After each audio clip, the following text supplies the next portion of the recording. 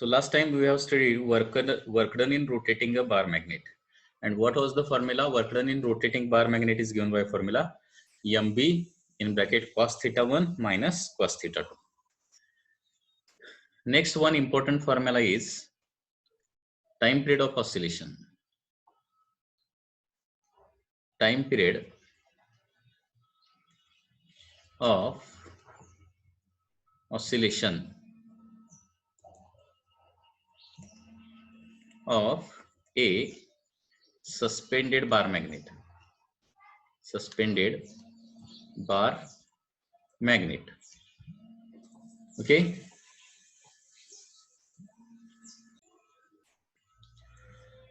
Time period of oscillation of suspended bar magnet.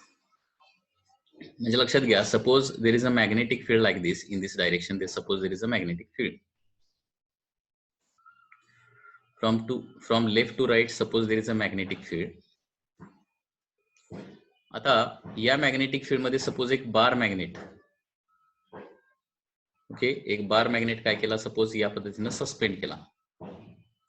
आता बार magnet काय होणार आहे, always tries to remains in direction of magnetic field. Bar magnet जो आहे तो मॅग्नेटिक फील्डच्या डायरेक्शन राहण्याचा प्रयत्न करणार आहे. म्हणजे इकडे साऊथ पोल असेल आणि इकडे नॉर्थ पोल असणार आहे. म्हणजे बार मॅग्नेट कसा राहतो, M bar parallel to B bar या डायरेक्शन नेहमी बार मॅग्नेट राहण्याचा प्रयत्न करतो. हे कशामुळे होतं, ड्यू टू अट्रॅक्शन रिपल्शन. कारण हे एक्सटर्नल मॅग्नेटिक फील्ड जे आहे त्याचं नॉर्थ पोल कुठं असणार आहे, लेफ्ट हँड साईडला, आणि साऊथ पोल कुठं असणार आहे, राईट हँड साईडला. कारण एक्सटर्नल मॅग्नेटिक फील्ड म्हणजे काय, हॉर्शो मॅग्नेट असणार. त्या हॉर्शो मॅग्नेटच्या दोन पोलमध्ये, नॉर्थ आणि साऊथ पोलच्या मध्ये आणखी एक बार मॅग्नेट मी सस्पेंड केला, लटकवला, तर काय होणार, तो बार मॅग्नेट मॅग्नेटिक फील्डच्या डायरेक्शन राहण्याचा प्रयत्न करणार. So that M bar and b bar मधला अँगल 0 असेल. Suppose I rotate this like this, slightly rotate by an angle theta. Theta angle मध्ये रोटेट केला मी, ठीक आहे, आणि सोडून दिला, तर तो परत काय होणार आहे, अँटी क्लॉकवाइज डायरेक्शन काय केला, थीटा अँगल मध्ये रोटेट केला आणि परत सोडून दिला, तर काय होणार, परत तो मॅग्नेटिक फील्डच्या डायरेक्शन राहायचा प्रयत्न करणार. आणि या प्रोसेस मध्ये काय होणार, त्याचे मग थोडासा रोटेट करून सोडून दिल्यानंतर काय होणार, त्याचे असे ऑसिलेशन चालू होणार. ओके, तर त्या ऑसिलेशनचा, ओके, म्हणजे थीटा अँगल मध्ये रोटेट करून सोडून दिला तर थीटा पासून परत मीन पोझिशनला येणार, परंतु मीन पोझिशनला येईपर्यंत त्याची कायनेटिक एनर्जी वाढलेली असणार, त्याच्यामुळे तिथं न थांबता तो पुढे जाणार आहे. आणि परत पुढे किती अँगल पर्यंत जाणार आहे, परत पुढे थीटा अँगल पर्यंत जाणार from mean position. Theta upward from mean position, theta downward from mean position, असे कंटिन्युअसली त्याचे काय होणार आहे, ऑसिलेशन होत राहणार आहे. तर याचं डेरिवेशन जे आहे, हे डेरिवेशन ऑलरेडी अवेलेबल आहे, ते स्टेट बोर्डला देखील तुम्हाला आहे डेरिवेशन, परंतु या टॉपिक मध्ये नाहीये. There is a topic that is SHM और ऑसिलेशन. त्या टॉपिक मध्ये तुम्हाला याचं डेरिवेशन आहे. तर त्याचा सध्या तरी आपण फक्त फॉर्म्युलाच बघणार आहे. डेरिवेशन एसएचएम या टॉपिक मध्ये आपण बघूया. So time period is 2 pi square root of I by MB. So when a bar magnet is suspended in magnetic field, it is slightly displaced and released. It performs oscillatory motion. मी काय सांगितलं, when a bar magnet is suspended in external magnetic field, it is slightly displaced and released, then it perform oscillations, and it perform oscillation with time period 2 pi square root of I by MB. Square root of I by MB. फिर I म्हणजे काय असणार इथं, MI, moment of inertia of bar magnet. Okay, त्या बार मॅग्नेटची moment of inertia किती आहे ते rotational motion topic मध्ये तुम्हाला लक्षात येईल. एम म्हणजे नेहमीप्रमाणे M means dipole moment, and B म्हणजे काय असणार आहे, magnetic induction of external magnetic field. Magnetic induction of external magnetic field, हे एक्सटर्नल मॅग्नेटिक फील्ड जे आहे त्याचे मॅग्नेटिक इंडक्शन बी आहे. हा मॅग्नेट जो आहे बार मॅग्नेट, त्याचे डायपोल मोमेंट एम आहे आणि याची मोमेंट ऑफ इनर्शिया आय आहे. तर time period is given by formula 2 pi square root of I by MB. जे एक ऑसिलेशन कंप्लीट करायला एवढा वेळ लागणार आहे. Okay, so this is one formula, you should remember this formula. Next concept is related to the tangent law. Okay, tangent law. Tangent law कुठे use केला जातो, तर टँजेंट गॅल्व्हॅनोमीटर जो आहे, जो आपण स्टडी केलेला नाही गॅल्व्हॅनोमीटर मध्ये. ओके, आपण गॅल्व्हॅनोमीटर मध्ये कुठला टाईप स्टडी केलेला आहे? एमसीजी स्टडी केला, मुव्हिंग कॉइल गॅल्व्हॅनोमीटर. मुव्हिंग मॅग्नेट गॅल्व्हॅनोमीटर आपल्या सिलेबसमध्ये नाहीये, तो आपण स्टडी केलेला नाहीये. तर मुव्हिंग मॅग्नेट गॅल्व्हॅनोमीटर जो आहे त्याच्यामध्ये हा टँजेंट लॉ यूज केला जातो. So what is tangent law? Okay, here you can see like this. Suppose there are two mutually perpendicular magnetic field. Suppose this is magnetic field B1 and this is magnetic field B2. दोन mutually perpendicular magnetic field आहेत, B1 आणि B2 आहे. Okay, कदाचित ते दोन horseshoe मॅग्नेटच्या साह्याने तयार केलेले असतील किंवा एक हॉर्शू मॅग्नेट असेल आणि दुसरं अर्थ मॅग्नेटिक फील्ड असेल.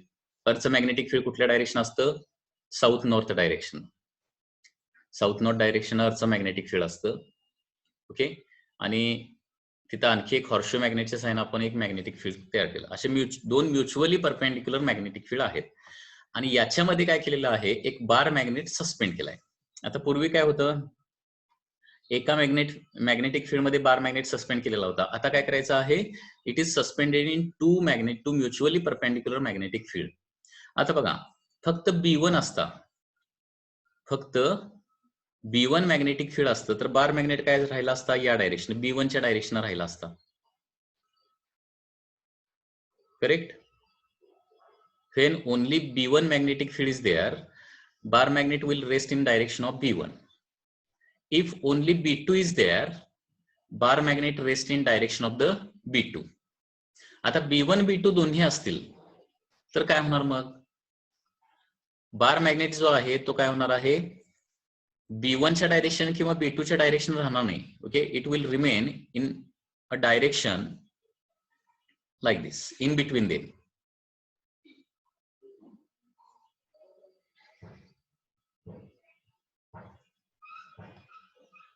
It will remain in between them like this.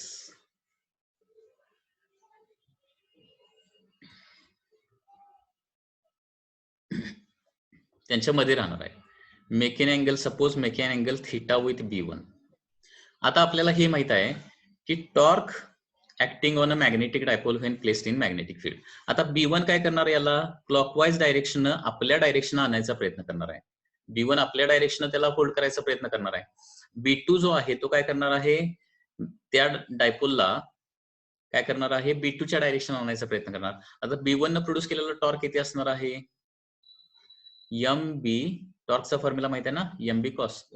MB sine theta, sorry not cos theta. वर्कडनचा formula cos theta, MB sine theta, MB1 sine theta. Okay, B1 न या मॅग्नेटवर याची डायपोल मोमेंट किती आहे? M आहे. B1 न या डायपोलवर प्रोड्यूस केलेला क्लॉकवाईज टॉर्क हा काय असणार आहे? क्लॉकवाईज, कारण B1 आपल्या डायरेक्शन त्याला आणायचा प्रयत्न करणार. क्लॉकवाईज टॉर्क किती असणार आहे? MB1 sine theta. ओके, त्याच्यानंतर टाऊ 2. B2 ने याच्यावर प्रोड्यूस केलेला टॉर्क किती असणार आहे? MB2, कारण तोच मॅग्नेट आहे. M सेम राहणार. मॅग्नेटिक फील्ड फक्त B2 येणार आहे इंटू साइन ऑफ. आता B2 बरोबर अँगल किती केला आहे? 90 मायनस थिटा. आणि हा जो आहे B2 जो आहे तो त्याला काय करणार? अँटी क्लॉकवाईज फिरवायचा प्रयत्न करणार आहे. आता ज्यावेळी मध्ये तो रेस्ट मध्ये थांबलेला असणार त्यावेळी त्याचा मिनिंग काय होणार आहे? Torque due to first magnet must be equal to काय असलं पाहिजे? Torque due to second magnet. So if torque due to first magnet is equal to torque due to second magnet असेल तर काय होणार आहे? MB1 sine theta is equal to MB2 sine 90 minus theta is cos theta. M get cancel and therefore B1 is equal to, therefore cos theta is taken to LHS. B1 tan theta is equal to B2, or tan theta is equal to B2 by B1. So as tan theta is coming here and therefore it is called as tangent law. म्हणून याला tangent law असं म्हणतात. आता tangent law चं statement काय येणार बघा. When a bar magnet is suspended in, when a bar magnet is suspended in two mutually perpendicular magnetic fields. एक बार मॅग्नेट जर काय केला? दोन म्युच्युअली परपेंडिक्युलर मॅग्नेटिक फील्ड मध्ये प्लेस केला तर काय होणार? It finally comes to rest making angle theta with B1, making angle theta with B1 such that B1 tan theta is equal to B2. किंवा असं पण लिहू शकतो ते, if a bar magnet is suspended in two mutually perpendicular magnetic fields, then bar magnet comes to rest, making angle theta with B2 असं लिहिलं आपण, theta with B2, then B2 tan theta is equal to B1. So this is called as tangent law. म्हणजे tan theta जे आहे ही term कुणाला जोडायची आहे, ज्याच्या बरोबरचा अँगल थीटा आहे त्याला जोडायचे आहे, हे लक्षात ठेवा. ओके, म्हणजे फॉर एक्झाम्पल टँजेंट लॉ नुसार याचं इक्वेशन काय येणार सांगा. Here there is a bar magnet. This angle is 30 degree. This is B2 and this is B1 suppose. तर according to tangent law इथे रिलेशन काय येणार सांगा.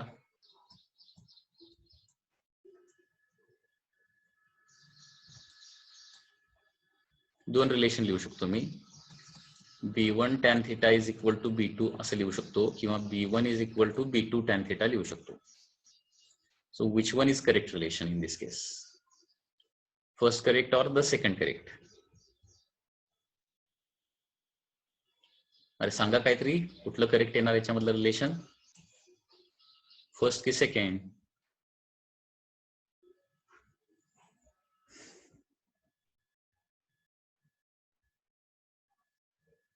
टँजेंट लॉ मध्ये काय सांगितलंय, टॅन थिटा कुणाला जोडायचं हे अगोदर लक्षात घ्या. टॅन थिटाला कुणाला जोडायचं, थिटा म्हणजे इथे 30 डिग्री आहे, 30 डिग्री लिहायचं राहिलं, 30 एक तर 30 इथं तरी येणार, नाही तर 30 इथं तरी येणार आहे.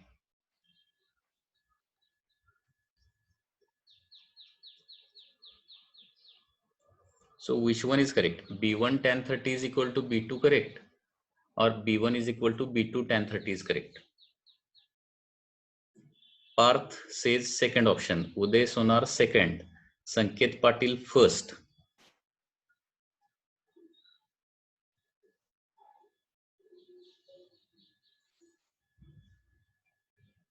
मी काय सांगितलं, टॅन थिटा टर्म कुणाला जोडायची असते, याचा अर्थ तुमचं शिकवताना किती लक्ष असते बघायला पाहिजे. संस्कृती फर्स्ट. हे बघा, हे जे डेरिवेशन आपण इथं जे केलं त्याच्यानुसार काय आलं, B1 tan theta is equal to B2 आलं. थिटा अँगल कोणा बरोबर आहे, B1 बरोबर आहे. ही सेकंड डायग्राम जरा बघा की नीट, 30 डिग्री अँगल कोणा बरोबर आहे, B1 बरोबर आहे का B2 बरोबर आहे, B1 बरोबर आहे ना.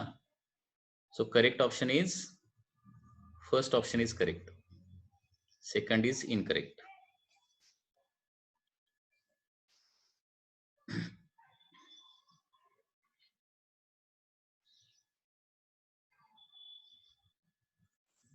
So this is the tangent law which is used in tangent galvanometer. कुठे यूज केला जातो, it is used in tangent galvanometer. It is used in tangent galvanometer to measure current. Current measurement साठी वापरतात tangent galvanometer. आणि tangent galvanometer मध्ये आता tangent law use करण्यासाठी दोन मॅग्नेटिक फील्ड पाहिजेत. तर याच्यामध्ये एक मॅग्नेटिक फील्ड जे आहे ते काय असतं, कॉईल. आता करंट कॅरिंग कॉईल असणार आहे, करंट कॅरिंग कॉईल मुळे एक मॅग्नेटिक फील्ड प्रोड्यूस करणार आहे. B1 म्हणजे काय, B1 due to current carrying coil असणार आहे. आणि B2 म्हणजे काय केलेलं आहे, अर्थचं मॅग्नेटिक फील्ड वापरलेलं आहे. That is horizontal component of Earth's magnetic field, BH of Earth's magnetic field. एवढंच लक्षात ठेवा. पुढचा पार्ट याचा आणखी गॅल्व्हनोमीटरचं कन्स्ट्रक्शन काय, कसं काय फॉर्म्युला येतो तो आपण आणखी कधीतरी बघूया. ओके, सो B1 B2 काय असतं टँजेंट गॅल्व्हनोमीटर मध्ये, एवढंच फक्त माहिती पाहिजे तुम्हाला. B1 म्हणजे करंट कॅरिंग कॉईल, म्हणजे तिथे करंट, गॅल्व्हनोमीटर म्हटलं की दोन गोष्टी असणार आहेत. एक म्हणजे परमनंट, एक म्हणजे कॉईल तर परमनंट असणार किंवा मॅग्नेट तर परमनंट असणार आहे. तर टँजेंट गॅल्व्हनोमीटर मध्ये काय असतं, magnet is moving and coil is fixed. Current carrying coil मुळे एक मॅग्नेटिक फील्ड प्रोड्यूस होणार आहे, दॅट इज B1, आणि दुसरं मॅग्नेटिक फील्ड परपेंडिक्युलर जे आपल्याला लागणार आहे ते असणार आहे अर्थ magnetic field, that is BH.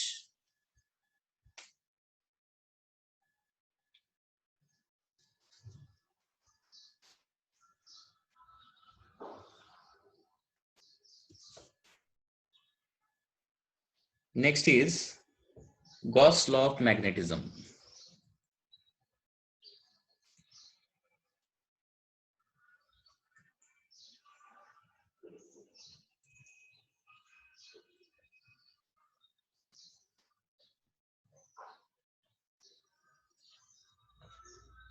Gauss law of magnetism. Gauss law of magnetism study करण्यासाठी आपल्याला मॅग्नेटिक फ्लक्स नावाची गोष्ट अगोदर स्टडी करायला पाहिजे. ओके, कारण त्याच्याशिवाय गॉस लॉ ऑफ मॅग्नेटिझम आपल्याला बघता येत नाही. एक मिनिट, आपण अगोदर मॅग्नेटिक फ्लक्स नावाची कन्सेप्ट बघूया. मॅग्नेटिक फ्लक्स, मॅग्नेटिक फ्लक्स म्हणजे काय?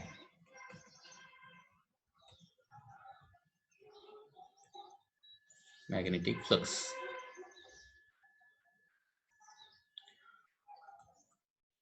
this magnetic flux is denoted by symbol phi. Magnetic flux जे आहे ते फाय या सिम्बॉलनं आपण डिनोट करतो. ठीक आहे, आता मॅग्नेटिक फ्लक्स म्हणजे एक्झॅक्टली काय असतं, तर मॅग्नेटिक फ्लक्स कशावर क्रिएट होणार? एखाद्या एरियावर क्रिएट होणार आहे, एखाद्या सरफेसवर क्रिएट होतं. आणि एखाद्या सरफेसवरचा मॅग्नेटिक फ्लक्स म्हणजे काय असतं? Amount of magnetic field energy passing through that area. Okay, magnetic flux म्हणजे काय असतं? amount of magnetic field energy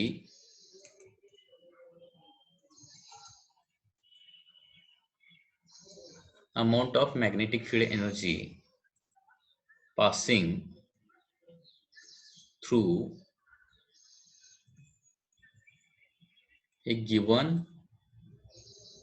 area. Amount of magnetic field energy passing through a given area is called as magnetic flux.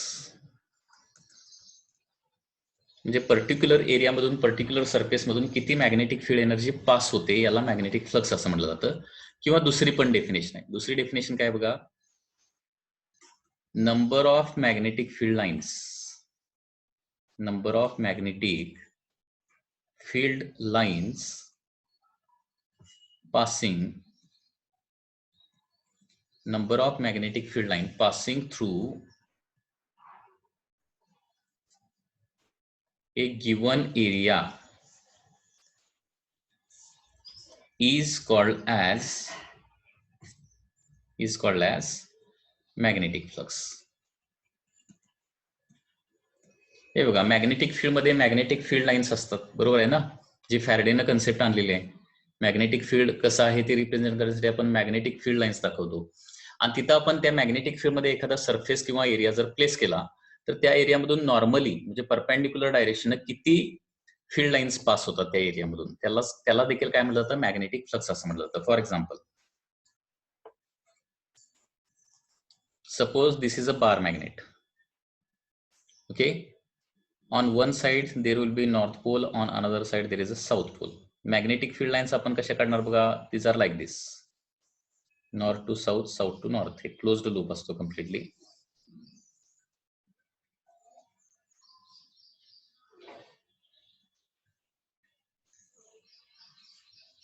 असं काहीतरी हे असणार आहे. these are the magnetic field lines, north to south.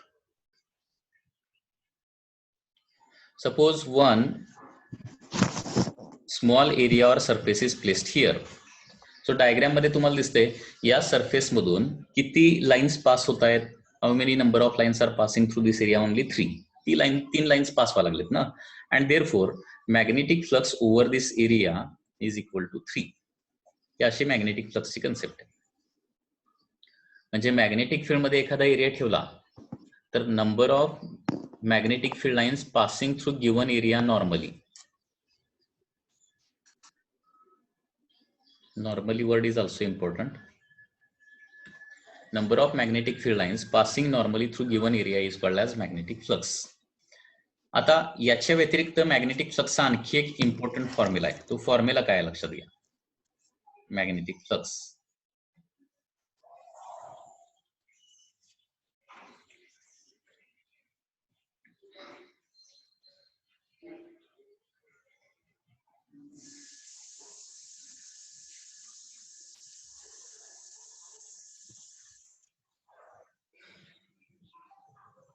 magnetic flux, mathematically magnetic flux is given by formula, magnetic flux is given by formula phi is equal to b bar dot a bar. Okay, so magnetic flux हे dot product आहे, लक्षात घ्या. It is a dot product. कशाचं dot product आहे तर magnetic induction आणि area या दोन वेक्टरचं डॉट प्रोडक्ट आहे. म्हणजे एरिया स्केलर क्वांटिटी आहे का वेक्टर क्वांटिटी आहे. Area is a vector quantity, not scalar quantity, कारण एरियाला आपल्याला डायरेक्शन देता येते. Okay, so B bar dot A bar is called as phi. So magnetic flux याच्यावरून डॉट प्रोडक्ट आहे म्हटल्यावर याच्यावरून लक्षात आलेलं असेल की magnetic induction is a scalar quantity, कारण ते डॉट प्रोडक्ट आहे. कारण dot product always gives scalar quantity. आणि बी बार डॉट ए बार म्हणजे काय येणार आहे बी ए कॉस थिटा, म्हणजे फ्लक्सची मॅग्निट्यूड जी आहे ती बी ए कॉस थिटा अशी येणार आहे. तर थिटा म्हणजे काय असणार आहे. थिटा इज अँगल बिटवीन, तर थिटा इज अँगल बिटवीन काय येणार आहे that is magnetic induction vector and area vector, या दोघांच्या मधला तो अँगल असणार आहे B A cos theta. So magnetic flux काय असणार आहे. It is a scalar quantity. It is a scalar quantity. Magnetic flux is a scalar quantity. आणि याचं मग एसआय युनिट काय येणार बघा. SI unit will be, magnetic इंडक्शनचं काय असतं टेस्ला असतं ना, टेस्ला मीटर स्क्वेअर. एरियाचं metre square, tesla metre square. किंवा टेस्ला मीटर स्क्वेअर यूज करण्याऐवजी वेबर नावाचं, वेबर या सायंटिस्टचं युनिट, वेबर या सायंटिस्टच्या नावाने एक युनिट दिलेलं आहे, त्याला वेबर WB असं आपण म्हणतो. ओके, सो मॅग्नेटिक फ्लक्स साठी वेबर हे unit mostly, tesla metre square पेक्षा काय केलं जातं वेबर हे युनिट वापरलं जातं. Weber. Okay, this is SI unit and there is also CGS unit. CGS unit of magnetic flux is Maxwell. Okay, Maxwell is the CGS unit, MX. Okay, Maxwell is the CGS unit of the magnetic flux, and conversion factor between Maxwell and Weber is like this. That is 10 raised to 8 Maxwell is equal to 1 Weber. So this is the conversion factor. Okay. Now